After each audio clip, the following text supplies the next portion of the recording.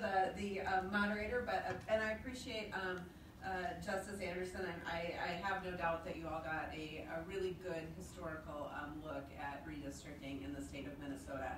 And it's very clear that Minnesota's redistricting has not shown what we've seen in other states, and I think the warning from Justice Anderson is a good one. And it's because Minnesota really has a different, a different tradition in terms of redistricting and the way that we have worked on redistricting, and it has been in the hands of the legislature historically. There have been now several decades of precedent where the legislature isn't able to put together a plan that gets done. In fact, I'll never forget somebody saying when the maps came out, when I was running for the first time, I actually was in a district that was being redistricted. All our districts were being redrawn and renumbered at the time, and somebody said, well, the partisan maps are coming out, but that's just disposable paper. We know that those aren't going to be the maps, and so the public was really aware, I think, at the time too, that it didn't look like the legislature was on a path to getting it done and doing this in a cooperative way. I would say if we had to draw maps today between the House and the Senate, we would probably come up with very different plans and probably not be able to bridge that divide. And so the legislature is taking a look at other ways.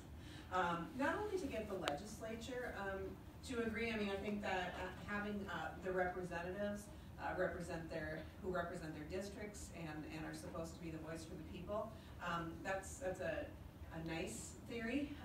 However, I think that one of the things that's been very clear when we look at the way other states have drawn their maps is there's been a lot of voices who have not been at the table. So in the House of Representatives, we have had 3 proposals that have been heard in the legislature. One is a constitutional amendment, and then 2 House bills, one actually advanced today, the one authored by Representative Schultz, and that's House File 1018, advanced today out of the State Government and Finance. And that is a plan that really takes it out of the exclusive hands of the legislature and in terms of creating a bill process, and creates a citizen commission that gets input from stakeholders around the state. And I really think that that's an important differentiation, particularly when we see maps that have had to be thrown out by the courts in recent years because of partisan gerrymandering, as we've seen in Wisconsin, or racial gerrymandering that we've seen in other states that severely disadvantage communities of color.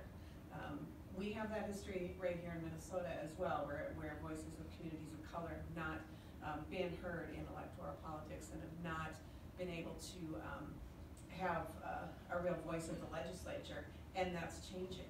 One of the things that you'll see today at the House of Representatives is, for the first time ever, we have an Asian Pacific Islanders caucus in the Minnesota House of Representatives, because so many people who are of Asian or Pacific Islander descent are now elected to represent districts in Minnesota.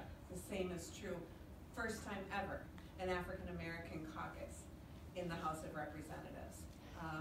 We also have a Native American caucus in the House of Representatives. So it's very clear that that new voices are coming to the legislature with a power that they haven't seen before, and we need to make sure that that continues to happen, because let me tell you what it means as a legislator and a policymaker. We have different discussions at the legislature.